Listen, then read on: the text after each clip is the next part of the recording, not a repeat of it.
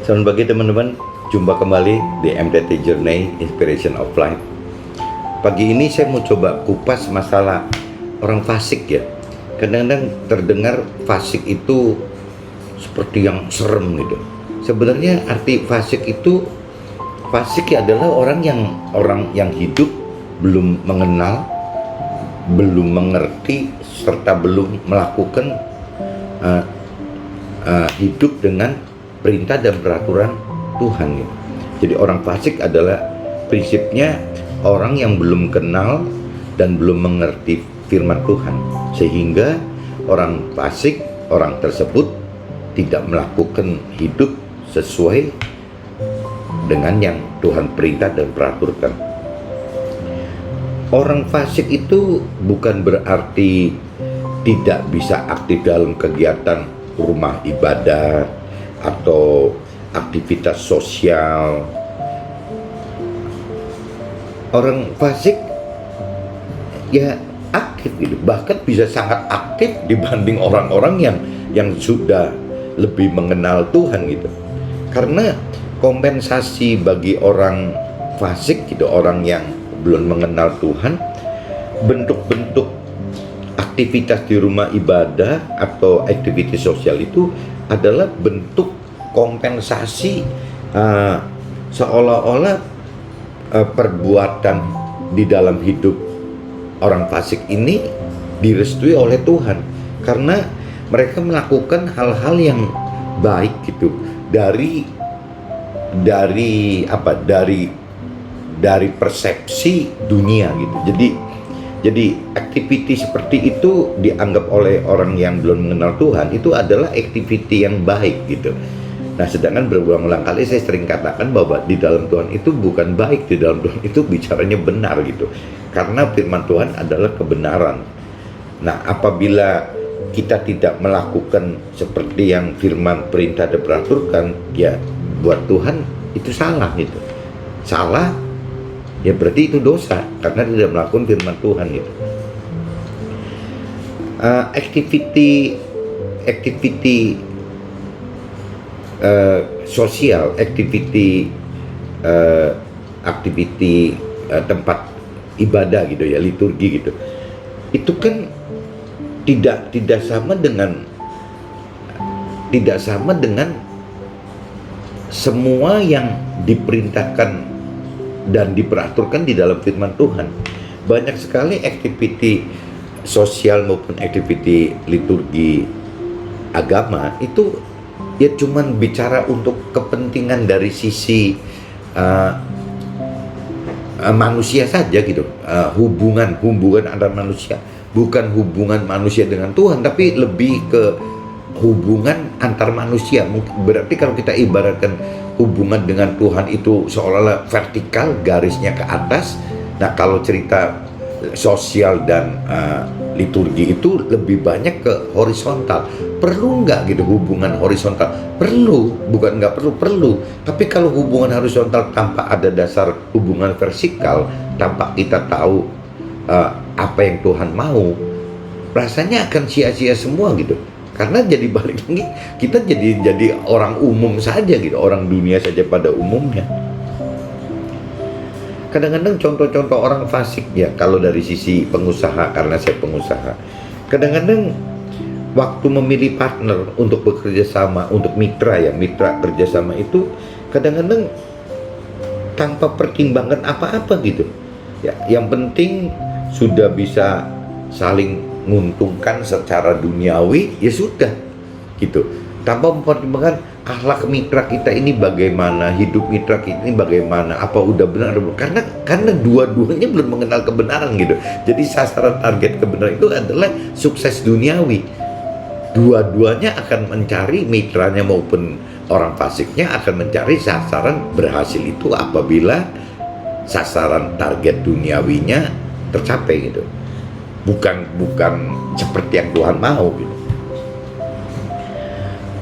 Orang fasik juga kadang-kadang tidak memilah-milah bidang usaha gitu. Jadi seenaknya aja, apa aja dikerjain, yang apa aja dihalalkan.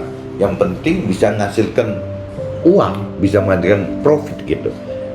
Nah, ini juga kan apa ya, banyak hal-hal yang Tuhan anggap tidak legal, tidak halal gitu, tapi terus dipaksakan oleh orang fasik maupun mitranya. Yang penting ada bentuk usaha yang bisa menghasilkan uang gitu. Sasaran Tuhan bukan itu. Dan orang fasik itu biasanya melegalkan, menghalalkan segala macam cara gitu. Apapun juga dihalalkan. Karena mereka nggak ngerti gitu, nggak ngerti mana yang boleh dan mana tidak boleh, yang versinya firman Tuhan. Mereka tidak mengerti. Jadi ukuran mereka, misalnya pengusaha entertain tamunya gitu di tempat dugem malam hari. Kalau versi dunia ya tidak apa-apa. Yang penting kita jangan jahatin orang di sana. Yang penting kita bayar kalau memang kita main ke sana. Yang penting tamunya seneng. Yang penting orang-orang yang melayani di sana juga senang. Sudah selesai gitu. Tanpa memikirkan sebenarnya melayani tamu seperti itu diizinkan atau tidak gitu. Dari pihak keluarganya mungkin diizinkan, ya bukan keluarga, dari sisi Tuhan gitu diizinkan tidak. Entertain bentuknya seperti itu gitu. Kita kasih komisi atau uang di bawah meja gitu, itu boleh atau tidak gitu. Kalau secara duniawi ya nggak ada problem. Tapi kalau secara rohani, secara firman Tuhan, itu kan timbul pertanyaan lagi, apa diizinkan gitu. Nah, karena orang fasik tidak mengenal firman Tuhan, akhirnya ya itu yang tadi dikatakan, segala macam juga dihalalkan saja gitu. Apa aja dikerjain gitu. Banyak yang beranggapan aktivitas sosial atau activity liturgi agama tadi itu identik, bobot kebaikannya itu dianggap sama oleh orang fasik dengan bobot kebenaran firman Tuhan gitu. Bobot perintah dan peraturan firman Tuhan. Ya karena mereka tidak mengerti gitu perintah dan peraturan firman Tuhannya apa. Ya mereka cuma tahu bahwa mereka melakukan kebaikan ini ya agar bisa bantu orang lain, ini itu gitu. Jadi kadang-kadang kalau ikut Tuhan kan beda gitu. Kalau orang dunia bilang sumbang seenaknya aja juga ke siapapun juga dianggapnya kebaikan gitu. Tapi dalam kebenaran kan tidak bisa gitu. Kalau kita menyumbang ke orang yang nggak tepat, ke orang yang nggak benar, sumbangan kita itu malah membuat lebih bermasalah untuk orang tersebut gitu. Karena memang basicnya udah nggak benar, ya nggak, dananya pas-pasan aja udah nggak benar. Kalau dananya berlebihan makin tidak benar gitu. Nah itu satu contoh, baik dan benar itu kan beda. Jadi jangan anggap bahwa segala bentuk sumbangan itu baik, tergantung sumbangnya ke siapa gitu. Kalau sumbangnya salah tempat ya akhirnya sumbangan kita malah jadi mencelakakan orang, bukan membantu orang gitu. Berpikir dan bertindak serta berkembang dalam hal, misalnya kalau ini sisi pengusaha berikan ekonomi atau apapun juga, tanpa pengenalan dan pengertian akan firman Tuhan, nanti dikhawatirkan ujungnya itu sia-sia gitu. Karena apa yang kita mau sukses duniawi bisa jadi gagal ya, dan pasti tidak akan mendapatkan keselamatan rohani gitu. Jadi terlalu riskan ya kalau misalnya kita bertindak tanpa dasar yang kuat dari perintah dan Tuhan itu apa, itu akan sia-sia. Nanti udah umur nggak berasa gitu, dari umur 20 ke 30, 40, 50, 60, begitu 60 berbalik ingin dengan cara benar itu udah sulit sekali, karena secara pikiran perasaan orang yang sudah mulai lanjut usia ini serba susah gitu untuk ngulang lagi benar waktu hidupnya tinggal sisa 10-20 tahun ya, untuk melepaskan harta atau hasil kerja yang sudah didapat sekian tahun itu seolah nggak rela melepaskannya. Nanti bagaimana ya hidupnya, bagaimana gitu. Jadi memang semakin tua sepertinya akan semakin sulit gitu untuk kita jalankan perintah dan peraturan. Ya memang lebih baik kalau kita sebagai orang tua yang bijak, coba arahkan istri kita atau pasangan kita, kalau laki perempuan gitu, coba arahkan anak-anak kita, mantu kita, supaya mereka dari muda makin cepat mengenal Tuhan, makin baik gitu, makin cepat mengenal firman Tuhan, makin baik, sehingga waktu dia nata dari mulai sedikit banyak itu dalam posisi yang sudah benar gitu, dalam hal benar semua gitu.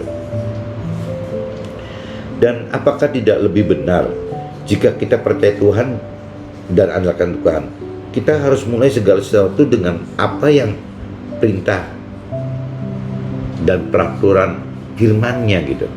Jadi sepertinya akan lebih benar gitu ya, lebih benar dan lebih enak kalau kita bicara kita percaya Tuhan gitu. Kalau kita di mulut kita selalu katakan kita percaya Tuhan, dan di mulut kita juga, di pikiran kita juga kita akan mengandalkan Tuhan. Ya, semua tidak cuma cukup di mulut saja, di bibir saja, di lidah saja diucapkan saya percaya Tuhan, dan tidak cuma cukup di pikiran, di perasaan saja bahwa saya mengandalkan Tuhan, tanpa realita bahwa memang kita hidup, kita jalan setiap saat bersama Tuhan, Roh Tuhan, dan di atas firman Tuhan-Nya gitu. Tanpa dasar, tanpa jalan firman Tuhan, dan tanpa melibatkan Tuhan di dalam kehidupan kita, di dalam keseharian langkah-langkah kita, sepertinya itu bohong gitu. Jadi kalau kita bicara lebih kenal Tuhan itu ya tidak cuma cukup di bibir saja gitu, tidak cuma cukup di pikiran dan di perasaan kita saja, tidak cukup di tubuh kita kali ya, anggota tubuh kita, maksudnya bibir ya, mulut ya lidah gitu, itu kan anggota tubuh. Dan tidak cuma cukup di jiwa kita aja, di pikiran, di perasaan kita gitu, tidak cuma cukup itu. Jadi memang kita harus berani mengenal firman Tuhan lebih dalam, pelajari dengan lebih mengerti firman Tuhan, dan berani melakukan firman Tuhan meskipun bertentangan dengan rasio, bertentangan dengan keluarga gitu, bertentangan dengan istri, bertentangan dengan anak-anak gitu, dengan mantu. Tapi ya kita harus berani, terus harus jalan gitu, bahwa yang namanya firman Tuhan ya harus kita lakukan. Dan untuk menguatkan keberanian kita itu mustahil kalau tidak ada Roh Tuhan yang menyertai kita dari awal. Jadi memang harus ada Roh Tuhan yang menyertai dari awal untuk bisa terus kuat gitu, berani melakukan firman Tuhan. Nah cuman kembali lagi, kita mau taat, kita berani melakukan firman Tuhan, kalau tanpa dasar pengenalan dan pengertian akan firman Tuhan, ya tidak bisa kita melakukan hal seperti itu. Kalau saya simpulkan, kadang-kadang Tuhan dapat terlihat seperti membantu orang-orang fasik gitu, tapi ujung-ujungnya orang fasik itu jatuh. Nah ini kenapa kok Tuhan mau terlihat seperti bantu orang fasik, tapi ujungnya jatuh gitu. Ujungnya jatuh buat ukuran Tuhan kan, ujungnya orang fasik buat ukuran Tuhan kan, bukan cuma orang fasik itu saja. Tuhan sanksi Tuhan itu kan untuk 2-3 turunan gitu. Jadi ujungnya jatuh. Kalaupun tidak di generasi orang fasiknya, bisa jatuh di generasi pertama, bisa juga di keturunan kedua, bisa juga di keturunan ketiga gitu. Itu ujungnya pasti jatuh. Tapi kenapa Tuhan bantu gitu? Nah ini kalau saya pelajarin ada 2 manfaat gitu. Tuhan membantu orang fasik itu sebenarnya bukan untuk orang fasik gitu, bukan cuma hanya untuk orang fasik. Jadi 2 hal yang Tuhan manfaatkan membantu orang fasik itu, kenapa dibiarkan berhasil, dibiarkan sukses, karena ada firman yang mengatakan bahwa hasil orang fasik itu akan Tuhan manfaatkan sebagai dasar untuk orang-orang benar gitu. Jadi hasil orang fasik, hasil yang dibangun orang-orang fasik itu nanti berujung untuk orang benar gitu. Nah makanya jangan fasik, kan rugi sekali kan. Yang kedua, Tuhan juga kan adil, Tuhan juga sayang ke semua orang gitu. Jadi Tuhan juga ingin hilangnya harta orang fasik itu, si orang fasik itu, si keturunan pertama, kedua, ketiga orang fasik itu Tuhan pengen bertobat gitu. Bagaimana caranya mereka bertobat? Karena Tuhan tidak mau kehilangan mereka. Tuhan juga ingin menyelamatkan orang-orang fasik ini, dirubah untuk menjadi benar, untuk diselamatkan. Jadi ada dua manfaat gitu. Kita jangan mikir kenapa Tuhan kok bantuin orang fasik, karena memang ujungnya Tuhan itu akan manfaatkan 2 hal tersebut. Jadi hasil orang fasik bisa digunakan untuk orang benar, kehilangan orang fasik bisa dipakai oleh Tuhan menjadi alat untuk merubah, untuk berbuat si orang fasik bertobat, untuk lebih mengenal kebenaran Tuhan sehingga diselamatkan. Saya untuk sharing orang fasik seperti ini, kita jangan sampai jadi orang fasik gitu. Kita tidak cuma cukup, kita cuma tidak mau jadi orang fasik, tapi automatically akan jadi orang fasik apabila kita tidak mengenal, tidak mengerti, dan tidak berani melakukan firman Tuhan. Yaitu kita sudah terjebak di dalam orang fasik. Jadi bagi teman-teman atau keluarga yang belum mengenal, belum mengerti, belum melakukan hidup seperti perintah dan perintah Tuhan, sebenarnya itu fasik gitu, cuman tidak sadar. Jadi kadang-kadang dianggapnya fasik itu cuman cukup orang yang di bibir bicara tidak percaya Tuhan, itu berarti fasik. Padahal fasik dalam arti sebenarnya kan bukan itu. Fasik itu adalah orang yang tidak mengenal, tidak mengerti, tidak berani taat melakukan firman Tuhan. Itu namanya orang fasik. Tapi kalau di bibir saya cuma ngomong orang tidak percaya, ya sama-sama fasiknya gitu. Ya orang itu ya fasik, tapi orang yang tidak mengenal, tidak mengerti, dan tidak melakukan firman Tuhan, itu juga sama aja fasik. Jadi orang fasik ngomongin orang fasik kan jadi nggak benar. Cukup mungkin hari ini saya coba sharingkan tentang orang fasik. Mudah-mudahan ada manfaatnya, dan kalau memang bermanfaat buat teman-teman, coba sharingkan juga ke keluarga atau teman-teman yang lain, sehingga kita jangan sampai tidak sadar menjadi orang fasik gitu. Oke teman-teman, mungkin pagi ini cukup sharingnya begini dulu. Nanti kita lanjut di kalau Tuhan kasih, kita lanjut lagi di vlog-vlog MTT Journey yang akan datang. Oke, see you, bye-bye.